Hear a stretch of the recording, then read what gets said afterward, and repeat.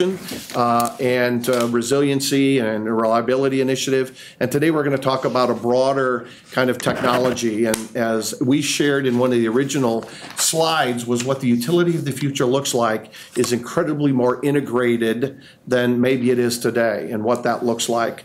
And so we are in that preparation of what we need to do across this district to prepare for that energy future and what that may look like. So with that, I will introduce our Vice President and our Chief Information Officer, Kate Brown, to talk a little bit about her work and her team's work and the rest of the organization's work around this strategic initiative. Thank you, Tim. You're welcome, Kate. So good afternoon, everyone. I am delighted to be here today to present to you our Technology Platform Strategic Initiative. I'm going to reflect for a few moments here because I'm very honored to be here to talk about this. I've been here approximately 3.5 years, and I want to talk a little bit about what Tim just mentioned about a cool organization. This is a cool organization. It's a wonderful organization. I've been incredibly supported by senior management, the board, and all the employees at OPPD to learn about the utility industry as well as OPPD itself, and also learning about technology that we have, technology that we can employ in the future. What does that look like? Where are we going? And I think the time for these strategic initiatives is wonderful because we are ready to understand how to employ this technology to help deliver on the different aspects that have been described to you in the past of the initiatives that you've heard about previously. So you heard from Barry Fisher, Julie Comstock, and Troy Vai about the trends that you see here and how they're shaping what we do and where we're going. From a technology perspective, there isn't any aspect of these trends that aren't touched by technology. Technology is in everything we do. It is touching everything we want to do. There isn't much that most of us do where technology isn't in play. From smart technology, devices, Internet of Things, everyone's touching technology. Troy talked about this last month in terms of how to look at the grid and modernizing it, leveraging technology where we can place devices that can learn and understand about what's going on. It can educate us on what's happening in those environments. Julie talked a little bit, no, she didn't talk a little bit, she talked a lot, about the customer engagement and experience and what that looks like and what it could look like as we leverage this technology. And Mary Fisher talked about decarbonization pathways. What could that look like in the future, and what will those changes result in for technology that we have today that we will need to deploy in the future? This is talking about how we need to modernize our technology platform to deliver and develop a secure and scalable unified digital ecosystem to keep pace with what is going on with these trends and deliver solutions that keep pace with other organizations that deliver technology effectively and interact with our customers every day.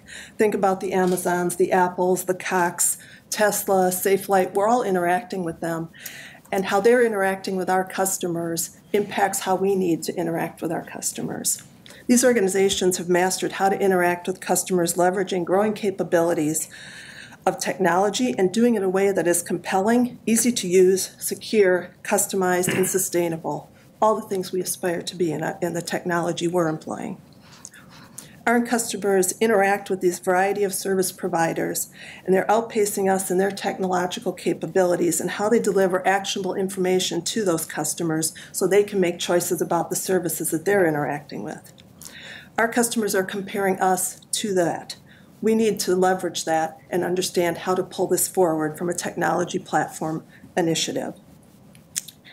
To that end, I talk about technology has become the air we breathe. It is in everything, as I mentioned. We don't do anything without employing technology. It used to be said that cash is king. I propose that communications are king. And when I say that, I mean, if you have a device or an application that doesn't connect and can't communicate with something, it brings very little value to you. So those communications are the crux of what this technology can do.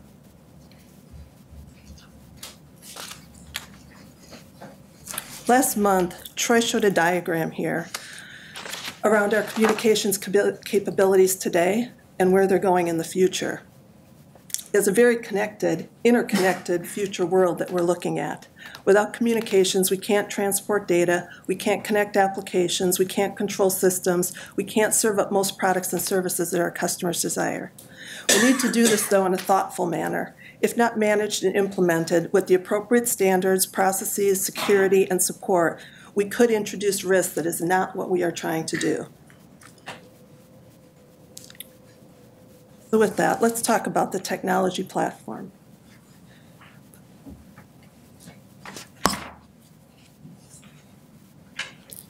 As I mentioned, this involves building a digital ecosystem that will allow us to extend technology to our customers and employees in a way that we cannot do today.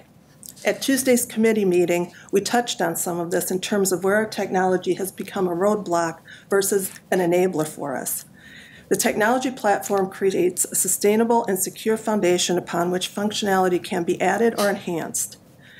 The digital utility is typically looked at from the following realms, because that's really what we're talking about. How do we digitize the utility? It's looked at from customers, operations, and assets. It's typically how you look at it. From a customer perspective, how do we create a frictionless customer experience, not fictionless, where less direct human interaction is needed and products and services are delivered that provide choice and deliver value way beyond the electricity that they are consuming. From an operations, think about a factory in the field capability where the employee is out in the field and has all the tools and information they need. They can reach out and get expertise as easily as possible. It is a digitization of the work that they're doing and their ability to communicate. Assets where they become a network of individual devices that communicate back and tell you about themselves and learn about themselves. They can tell you, for instance, a car that we use or a truck that needs maintenance. It's signaling to us to let us know what it needs, and we're taking action based on that versus waiting for something to happen and then responding and reacting to it. There are many elements that can be addressed when looking at building a digital utility. We need to focus, though, because that is a huge undertaking. Senior management has identified those areas that we want to focus on and build for the future. There are 3 areas that cut across all of this: asset management, business intelligence, and mobility. We are managing work in 2 paths. As you see in the diagram here, there's an orange orb, the technology platform sitting at the bottom. That orb is what we are building. We've been building that in my business unit. This is the basis for where these other components will come in, the asset management, mobility, and business intelligence. We need to build this platform so that these areas can leverage that and be able to enhance what we're doing. We have components of mobility today. We have some asset management. We have some business intelligence. But how do we unify how we're doing this and use more modern technology to deliver on it? So we are taking this down these 2 paths. Mobility will facilitate flexibility in the way our employees and systems interact, as well as create customizable flexibility in the way our customers wish to interact with us. Think about our customers that want to choose their mode of interaction. They want to chat, they want to text, they want to email, they want to switch midstream because they are mobile themselves and they want us to be mobile with them. Think about our employees in the field that need to receive or send information back to our customers or to our other employees. How do they do this? What devices will they use? They could have real-time maps, outage information, real expertise available to them whenever they need it. Making it easy for them to provide solutions via smartphones, tablets, whatever that technology is, and looking even further, leveraging automation, robotics, artificial intelligence, some point in the future, all of this will come to be. We need to have the platform that's leverageable for all of that. Let's look at business intelligence. This allows us to better understand and be better stewards of our resources for the community. We can use that data to empower us to make more thoughtful decisions and predict some outcomes. We can use predictive analytics if we gather the information correctly that could help us in regards to safety, system conditions, weathers. We can bring all this information together to be able to make decisions more effectively. As we look at decarbonization, we need to build models. We need to manage large amounts of data. We need to be able to do that efficiently, effectively, and quickly so we can understand that information quickly and make decisions. We are embarking on what we're calling Project Zeitgeist, around business intelligence. This is a journey that we will take to bring together large information. Think of big data. What does that look like? How will we align this information with external data? How will we make it easier to gather the information versus spending time gathering and cleaning data? Let's use the information. So that's all part of what we're doing. Last month, Troy reflected on asset management. We have identified this as a critical component of the work that we need to do to support what we can do from a holistic perspective around our assets, enabling data-driven financial and asset decision-making. This is a cross-connect into the business intelligence that I just talked about, because the information that we will gather will help inform how we manage our assets.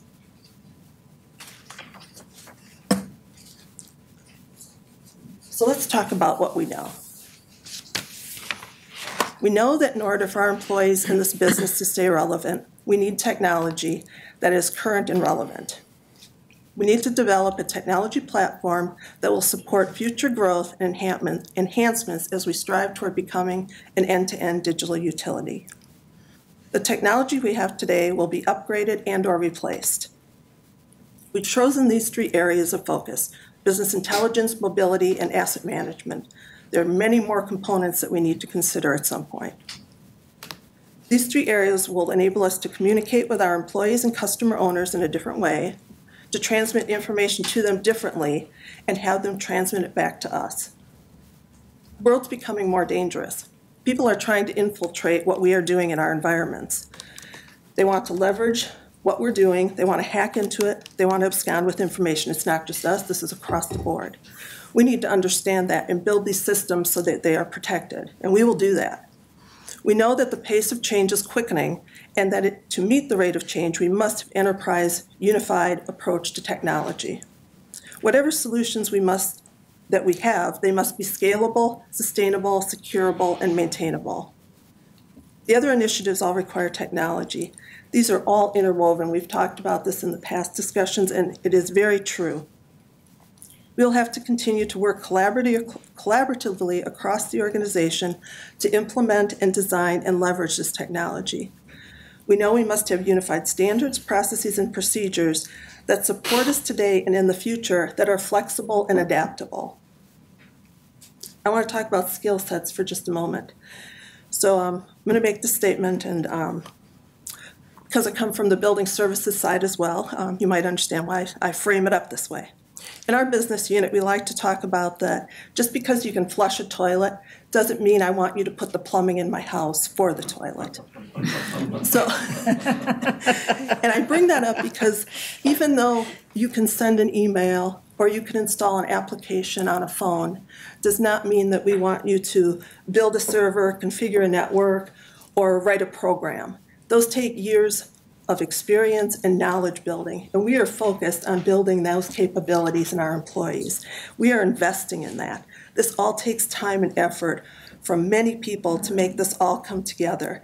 Next month, you'll be hearing from Art Setke around this topic.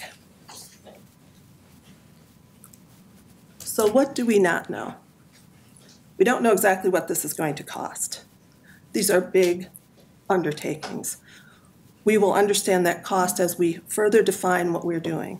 We're not sure of the resource needs yet or the level of effort it will require. We don't know exactly which technology needs will come from the other initiatives. Those will all get defined as well.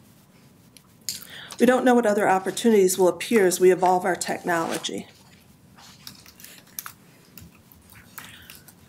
Once a sustainable platform is built, we don't know what the offshoots and enhancements will be after that. Other things will come. Things will change. We know that. We don't know what they will be. Although as this becomes known, we will be able to lay a course for how to proceed, leveraging what we have built to carry us into the future. As we move forward with this initiative, other opportunities will arise, and we will meet those. There are many unknowns in this, but I do want to reflect for a moment on Scott Focht and his team and the strategic planning that they are helping us with. As these initiatives move forward, there's a very thoughtful approach to how they all interconnect and putting together a process that will ensure that we stay connected through these initiatives so that we can define what is needed, when it's needed, and how much those costs will be. We don't know what we don't know, although we're going to find out together.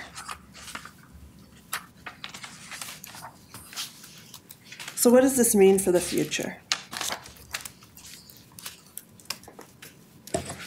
So I mentioned employee skill sets. Employee capability will require development and technology skill modernizations. Employees will be able to focus on value-creating work, so they're not focusing on the tools that they're using that may be more manual or not providing the right set of tools. This is critical. It relates to employee engagement and retention. Current independent technologies will become unified by shared standards, procedures, and processes, and the interconnectedness that is needed to create the environment that we envision. We'll approach our work in a unified manner. Customers will digitally seamlessly interact with OPPD systems, mirroring more of how they interact with other service providers. Better, more predictive analytics in the field means a safer work environment for employees and more thoughtful and informed decision-making across the enterprise. Once we have the information in a manner that allows for analytical work, we can build from this and spend our time analyzing and making better decisions versus spending time procuring and cleansing the data. Our more agile organization will more effectively meet the changing needs of our business, customers, and community. Agility of systems also translates to agility of our workforce. This is a critical component for us and will create many changes across our organization. With this, I complete my overview of the Information Technology Platform Strategic Initiative. Questions, comments?